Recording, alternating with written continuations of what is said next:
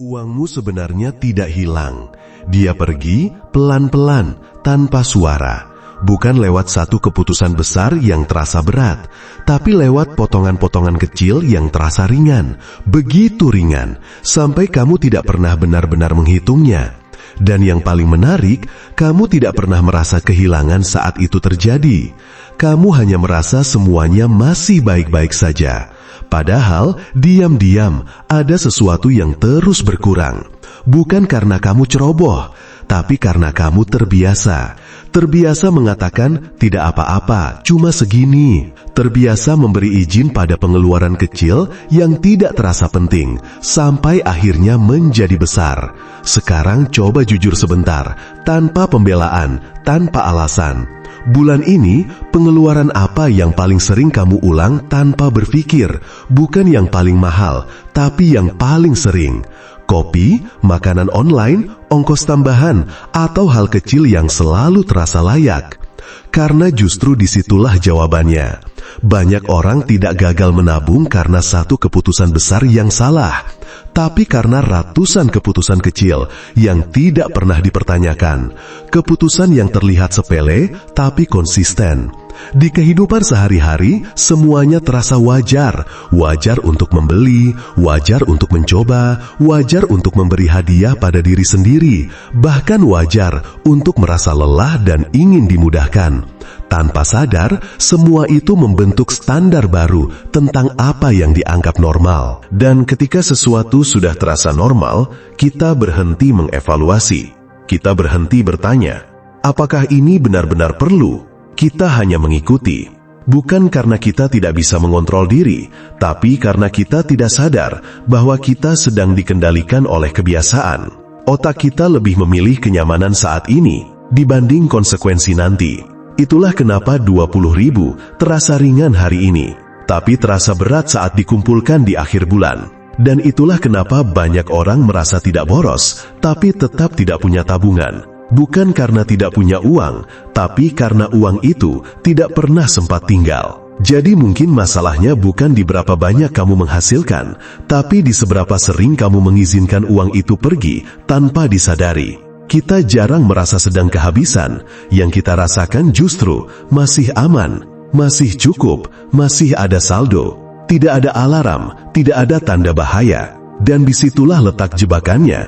Karena rasa aman itu seringkali bukan berasal dari kondisi yang stabil, tapi dari kebiasaan melihat uang hanya dari hari ini, bukan dari arah kemana ia bergerak. Kita menenangkan diri dengan kalimat, tenang saja, masih cukup. Padahal kalimat itu juga yang membuat kita berhenti waspada. Dan biasanya kita baru sadar saat kondisi sudah menekan. Saat tabungan tidak ada, saat kebutuhan mendadak datang, atau saat pemasukan terganggu. Dan saat itu terjadi, baru terasa bahwa yang hilang selama ini bukan sedikit. Yang hilang adalah kesempatan untuk bersiap sejak awal.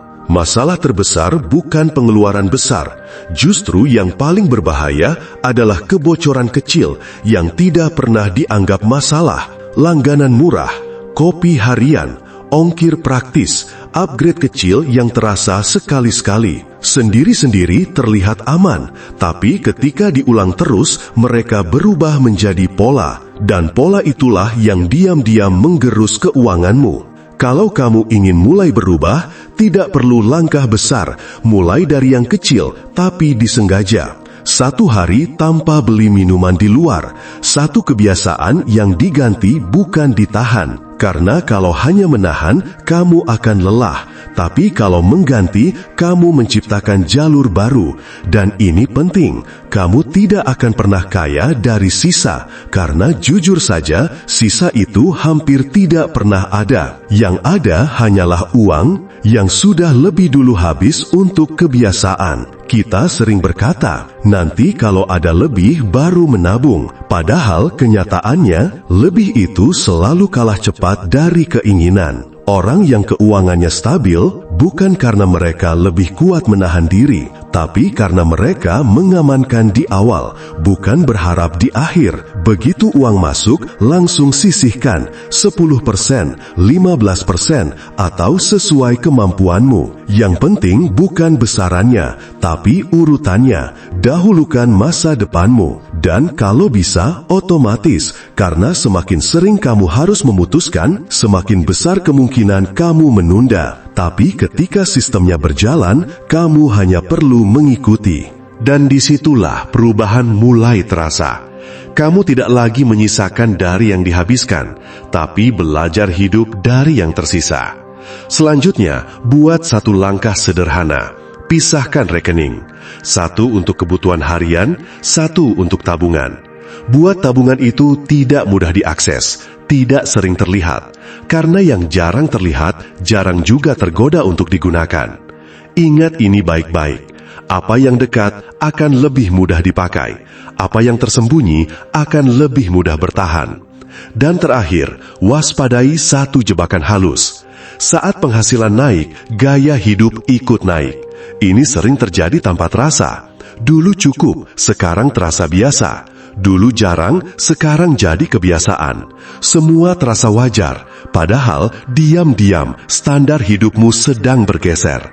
Dan kalau tidak dikendalikan, kamu hanya akan kembali ke titik nol, dengan angka yang lebih besar tapi kondisi yang sama. Karena itu, beri jeda. Saat penghasilan naik, jangan langsung menaikkan gaya hidup. Biarkan dulu peningkatan itu terasa di tabungan. Bangun fondasi sebelum menaikkan standar. Dan yang paling penting, hidup sederhana bukan berarti kekurangan, tapi tentang memilih dengan sadar. Bukan tidak mampu, tapi tidak perlu. Itulah kekuatan sebenarnya. Pada akhirnya, kamu tidak sedang mengejar uang, kamu sedang mengejar rasa tenang.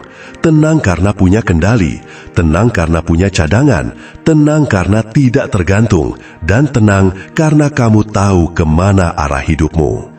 Kalau kamu masih di sini sampai sekarang, berarti kamu bukan hanya ingin terlihat kaya, kamu ingin benar-benar punya arah. Jadi, jawab jujur di dalam hati. Hari ini, kamu masih menghabiskan atau sudah mulai mengamankan? Demikian, kalau video ini bermanfaat, jangan lupa like, subscribe, dan share ke teman-teman. Sampai jumpa di video berikutnya.